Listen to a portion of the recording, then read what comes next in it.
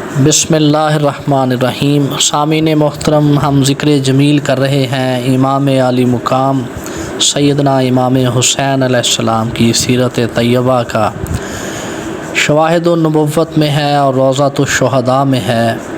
کہ امام عالی مقام سیدنا امام حسین علیہ السلام اس قدر حسین و جمیل تھے کہ جب آپ اندھیرے میں تشریف فرما ہوتے تو اندھیرا بھی آپ کے نور کی وجہ سے جگمگا اٹھتا اور لوگوں کو آسانی سے اندھیرے میں پڑی ہوئی چیزیں اور راستہ نظر آ جاتا۔ اور ایسا کیوں نہ ہو کہ آپ رسول اللہ صلی اللہ علیہ وآلہ وسلم کے نواسے تھے اور امیر المومنین امام المتقین علیہ السلام اور سیدہ کائنات حضرت بی بی فاطمہ الزہرا سلام اللہ علیہا کے بیٹے تھے۔ آپ علیہ السلام کے بارے میں ہے روضۃ الشہداء میں اس بات کی روایت ملتی ہے کہ ایک بار آپ علیہ السلام رسول اللہ صلی اللہ علیہ وآلہ وسلم کے پاس مسجد نبی میں تشریف لائے۔ اس وقت حضرت ابی بن کعب بھی رسول اللہ صلی اللہ علیہ وآلہ وسلم کی خدمت میں موجود تھے۔ تو رسول اللہ صلی اللہ علیہ وآلہ وسلم نے آپ کو دیکھتے ہی بڑی خوشی کے ساتھ ارشاد فرمایا، مرحبا بکا یا ابو عبداللہ یا زین السماوات والارض۔ رسول اللہ صلی اللہ علیہ وآلہ وسلم نے ارشاد فرمایا، خوش آمدید اے ابو عبداللہ، آپ آسمانوں اور زمین کی زینت ہو۔ اس پر حضرت ابی بن کعب رضی اللہ تعالیٰ عنہ بڑے حیران ہوئے اور انہوں نے رسول اللہ صلی اللہ علیہ وآلہ وسلم سے یہ استفسار کیا کہ یا رسول اللہ، زمین و آسمان کی زینت آپ کے علاوہ بھی کوئی ہے؟ تو اس پر حضور علیہ الصلوۃ والسلام نے ارشاد فرمایا کہ ابی بن کعب، میرا یہ نواسہ زمین سے کہیں بڑھ کر آسمانوں میں بزرگ و برتر ہے۔ اسی طرح روضۃ الشہداء میں ہے کہ ایک بار رسول اللہ صلی اللہ علیہ وآلہ وسلم نے امام حسن علیہ السلام اور امام حسین علیہ السلام کو دیکھا تو ارشاد فرمایا کہ یہ میرے دونوں شہزادے عرش کے گوشوارے ہیں، گویا عرش کی زینت بھی حسنین کریمین ہیں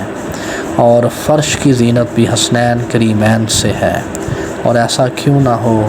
کہ دین اسلام کو آپ کے شہزادوں ہی کے ذریعے اللہ نے بچانا تھا۔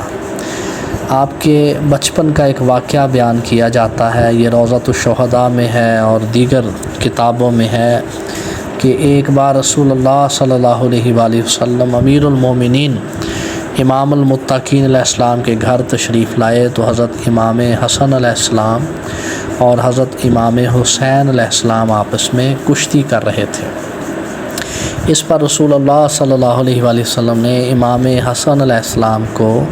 حلا شیری دینی شروع کر دی اور فرماتے ہیا حسن ہیا حسن،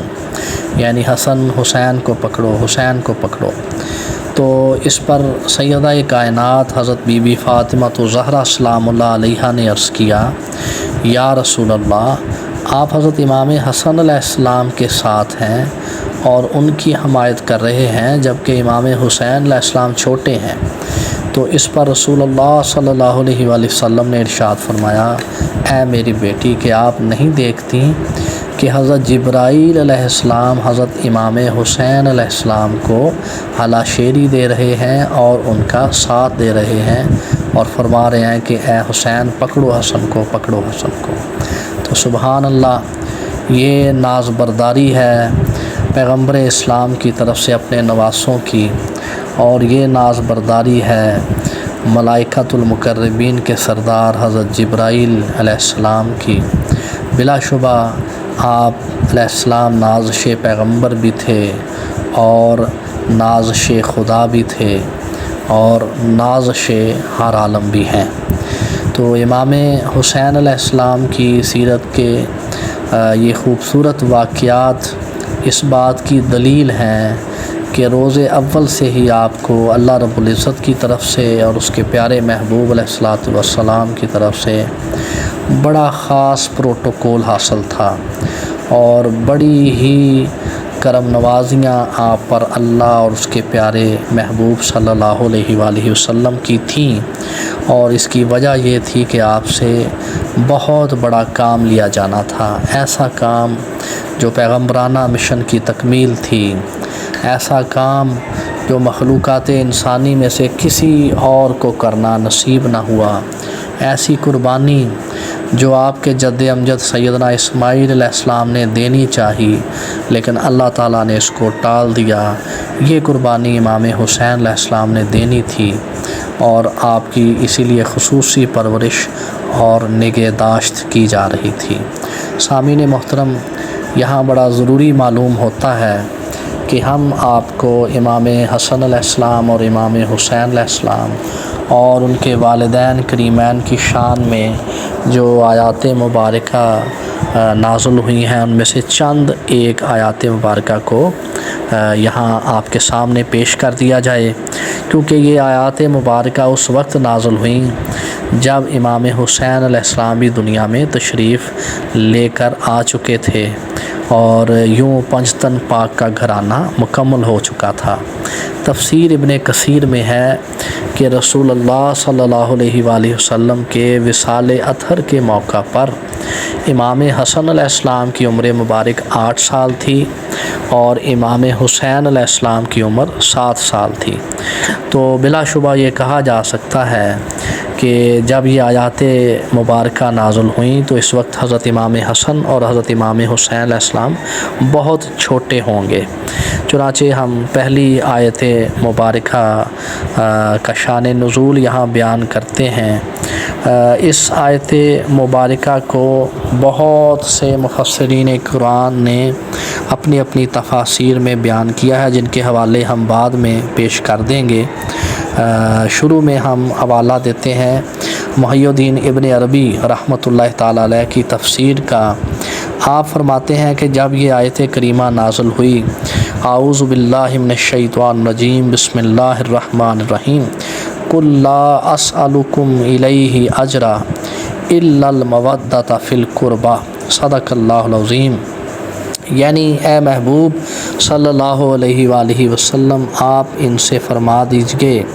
کہ میں اس تبلیغ دین پر تم سے کسی قسم کا معاوضہ طلب نہیں کرتا، ہاں تم سے جو تقاضا کرتا ہوں وہ یہ ہے کہ میرے قربا سے محبت رکھو، میرے قربا کی مودت رکھو۔ تو اس آیت مبارکہ کا جو شان نزول بیان کیا گیا وہ اس طرح سے ہے کہ سیدنا عبداللہ ابن عباس رضی اللہ تعالیٰ عنہ فرماتے ہیں کہ جب آقا علیہ الصلاۃ والسلام مدینہ المنورہ میں تشریف فرما ہوئے تو انصار مدینہ نے دیکھا کہ آپ کے مصارف اور اخراجات بہت زیادہ ہیں اور اس کے مقابلے میں آمدنی بہت ہی کم ہے۔ چنانچہ انہوں نے بہت سا مال پیغمبر اسلام صلی اللہ علیہ وآلہ وسلم کی خدمت اقدس میں پیش کر دیا اور عرض کی، یا رسول اللہ، آپ کے مصارف بہت زیادہ ہیں، آپ کے اخراجات زیادہ ہیں، آپ کے پاس مہمانوں کی بھی کثیر تعداد آتی ہے،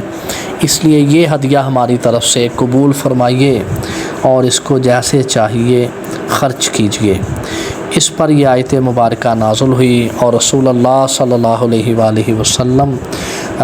نے انصار مدینہ سے یہ فرمایا کہ مجھے اس مال کی چندہ ضرورت نہیں، کیونکہ اللہ میرے لیے کافی ہے۔ اور یہ آیت مبارکہ نازل ہوئی کہ میں اس تبلیغ دین پر تم سے کسی قسم کا اجر طلب نہیں کرتا، ہاں یہ کہتا ہوں کہ تم میرے قرابت داروں کا خیال رکھو اور ان سے محبت رکھو۔ تو محی الدین ابن عربی رحمۃ اللہ تعالیٰ علیہ اپنی تفسیر میں لکھتے ہیں کہ جب یہ آیت مبارکہ نازل ہوئی تو رسول اللہ صلی اللہ علیہ وآلہ وسلم کے صحابہ اکرام نے عرض کی، یا رسول اللہ، من قرابتک ہؤلاء الذین وجبت علینا مودتہم، یا رسول اللہ صلی اللہ علیہ وآلہ وسلم، وہ کون سے قریبی ہیں جن کی محبت قرآن مجید فرقان حمید نے ہم پر لازم کر دی ہے۔ اس پر رسول اللہ صلی اللہ علیہ وآلہ وسلم نے ارشاد فرمایا، قال رسول اللہ صلی اللہ علیہ وآلہ وسلم، علی و فاطمہ والحسن والحسین و ابناؤہما۔ رسول اللہ صلی اللہ علیہ وآلہ وسلم نے ارشاد فرمایا کہ میرے قرابت داروں سے مراد جن کی محبت تم پر واجب ہے وہ علی ہیں، وہ فاطمہ ہیں، وہ حسن ہیں اور حسین ہیں اور ان کی اولاد ہے۔ آگے چل کر محی الدین ابن عربی رحمۃ اللہ تعالیٰ علیہ رسول اللہ صلی اللہ علیہ وآلہ وسلم کی یہ حدیث مبارکہ نقل کرتے ہیں۔ آپ لکھتے ہیں کہ رسول اللہ صلی اللہ علیہ وآلہ وسلم نے ارشاد فرمایا، اس شخص پر جنت حرام کر دی گئی جس نے میرے اہل بیت پر ظلم کیا اور مجھے میری اطرت کے بارے میں تکلیف دی، اور جس نے عبد المطلب کے کسی بیٹے کے ساتھ احسان کیا اور وہ اس کا بدلہ نہ دے سکا تو اس کے احسان کا بدلہ کل میں قیامت کے دن دوں گا جب وہ مجھے ملے گا۔ اس آیت مبارکہ کی یہ تفسیر درج ذیل کتابوں میں بھی بڑی صراحت کے ساتھ موجود ہے، چنانچہ زرقانی شریف، تفسیر مظہری، تفسیر مدارک، تفسیر روح المعانی، تفسیر در منصور، تفسیر خازن اور تفسیر ابن جریر الطبری اور تفسیر روح البیان، اس کے علاوہ تفسیر کبیر، تفسیر حقانی اور اس کے علاوہ تفسیر ابن عربی اور اشرف المعبد اور نور الابصار، انوار محمدیہ، سوائق محرکہ، خزائن العرفان وغیرہ، یعنی تفاسیر کی متعدد کتابوں میں یہ واقعہ بڑی صراحت کے ساتھ موجود ہے کہ رسول اللہ صلی اللہ علیہ وآلہ وسلم نے امام حسن علیہ السلام، امام حسین علیہ السلام اور ان کے والدین کریمین کے بارے میں ارشاد فرمایا کہ یہ میرے وہ قرابت دار ہیں جن کی محبت تم پر لازم کر دی گئی ہے۔ اب جو نقطہ ہے وہ بڑا ہی خاص اور بہت ہی قابل توجہ ہے۔ سامعین محترم، اللہ رب العزت اور اس کے پیارے محبوب علیہ السلام کے سامنے مادی پیمانے نہیں ہیں۔ اس طرف بہت کم لوگوں کی توجہ گئی ہے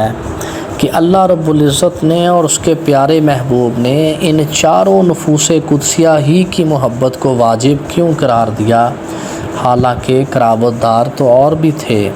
اگر داماد کی بات کریں تو داماد بھی اور تھے، اگر چچا زاد بھائی کی بات کریں تو چچا زاد بھائی بھی اور تھے، اسی طرح نواسے اور نواسیوں کی بات کریں تو وہ اور بھی تھے، لیکن رسول اللہ صلی اللہ علیہ وسلم نے ان چاروں نفوس قدسیہ کا بطور خاص ذکر کیوں کیا؟ وجہ اس کی یہ ہے سامعین محترم کہ رسول اللہ صلی اللہ علیہ وآلہ وسلم کے اہل بیت میں سے یہ چاروں شخصیات دراصل صرف رسول اللہ صلی اللہ علیہ وآلہ وسلم کے قرابت دار ہی نہیں بلکہ رسول اللہ صلی اللہ علیہ وآلہ وسلم کی سیرت کا ایک ایک باب ہیں۔ اگر یہ چاروں نفوس قدسیہ نہ ہوتے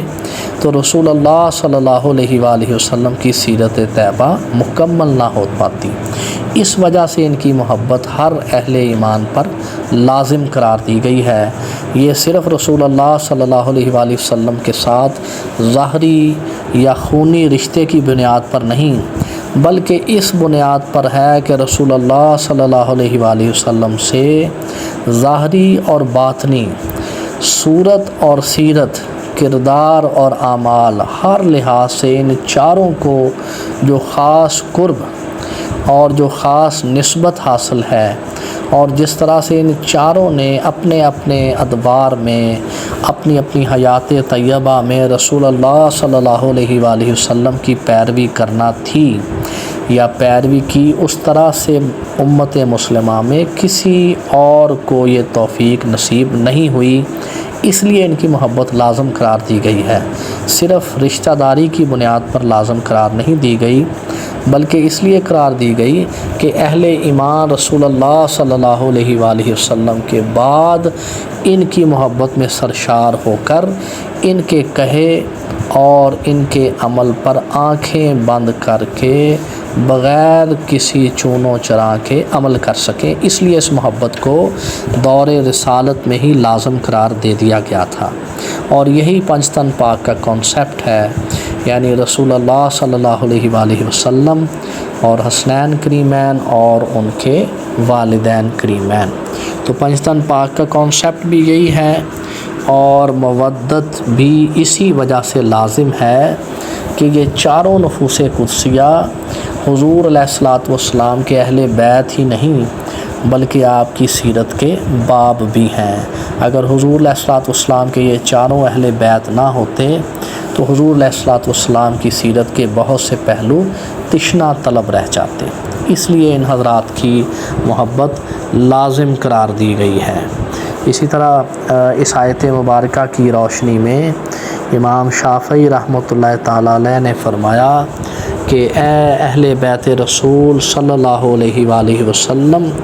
آپ کی محبت اللہ تعالیٰ نے اپنے آخری کلام قرآن مجید فرقان حمید میں ہم پر فرض کر دی ہے۔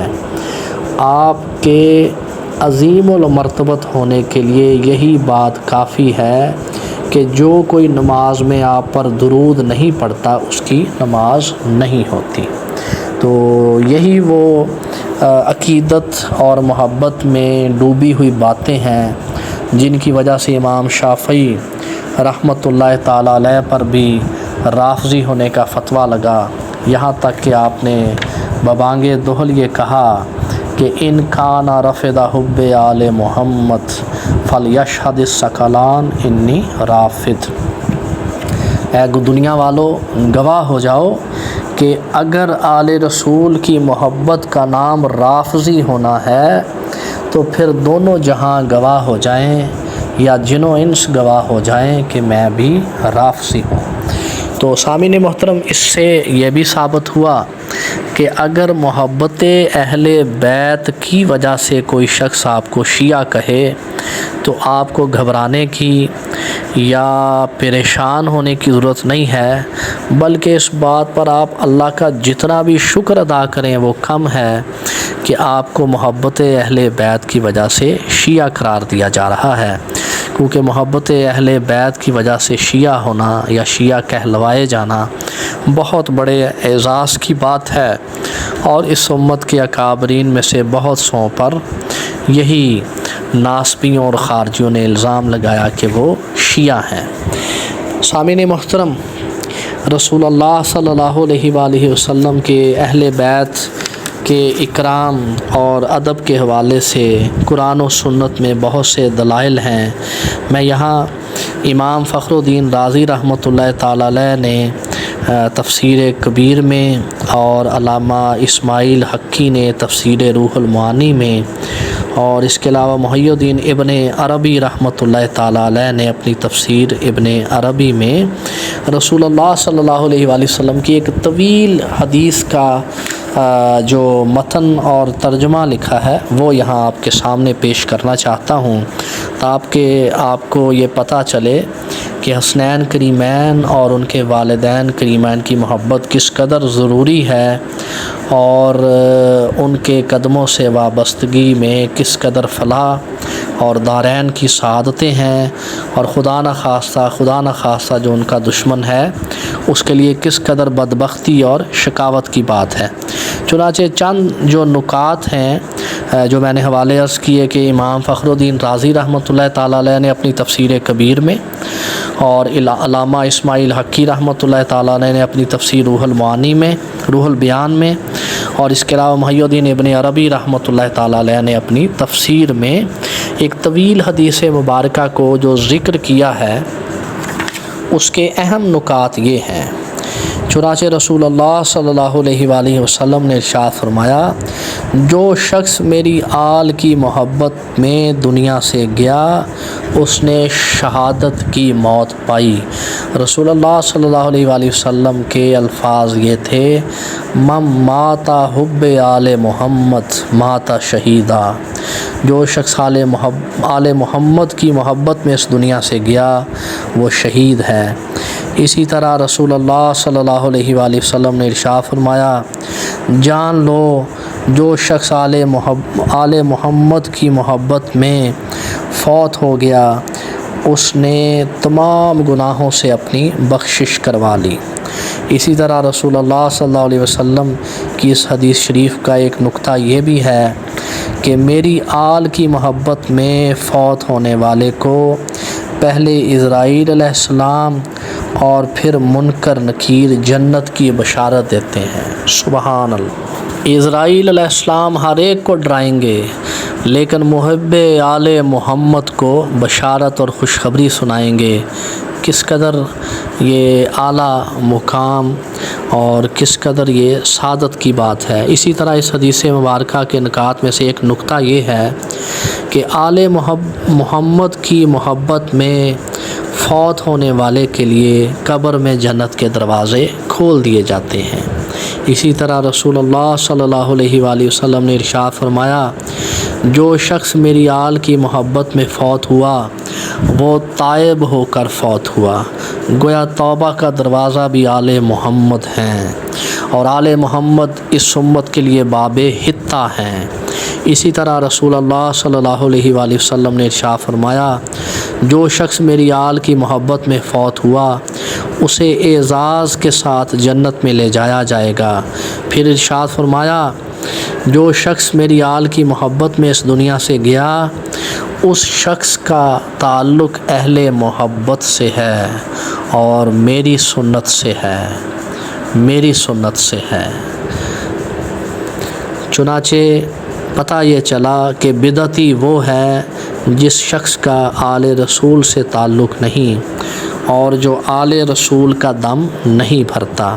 اسی طرح رسول اللہ صلی اللہ علیہ وآلہ وسلم نے ارشاد فرمایا، جو شخص میری آل کی محبت میں اس دنیا سے گیا اللہ تعالیٰ اس کی قبر کو فرشتوں کی زیارت گاہ بنا دیتا ہے۔ سبحان اللہ۔ قربان جائیں آل رسول کے محبین کا وہ مقام ہے جو اس امت میں اولیاء کا مقام ہے۔ اسی طرح حضور علیہ الصلوۃ والسلام نے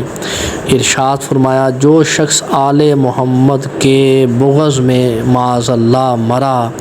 قیامت کے دن اس کے اعمال میں یہ لکھا جائے گا کہ یہ اللہ کی رحمت سے نا امید ہے، اور یہ بدبخت اسی طرح سے اٹھایا جائے گا جس طرح شیطان لعین اس کلمہ کے ساتھ اٹھایا جائے گا کہ یہ اللہ تعالیٰ کی رحمت سے مایوس ہے۔ اسی طرح حضور علیہ الصلوۃ والسلام نے ارشاد فرمایا، جو شخص میری آل کے بغض میں اس دنیا سے گیا وہ جنت کی خوشبو تک نہیں سونگھ سکے گا، نعوذ باللہ معاذ اللہ۔ اور پھر فرمایا، جو شخص آل محمد کے بغض میں مرا وہ کافر ہو کر مرا۔ سامعین محترم، آپ نے اس طویل حدیث مبارکہ کے نکات ملاحظہ فرمائے۔ اب بھی اگر کوئی یزید اور اس کے باپ کے گن گائے تو ہم کیا کہہ سکتے ہیں سوائے اس کے کہ اس کا حشر بھی پھر ان دونوں کے ساتھ ہو۔ اللہ تعالیٰ مجھے اور آپ کو اور تمام سننے والوں کو ہمیشہ آل رسول کی محبت میں زندہ رکھے اور آل رسول کی محبت میں ہی اس دنیا سے لے جائے۔ وما علینا الا البلاغ المبین۔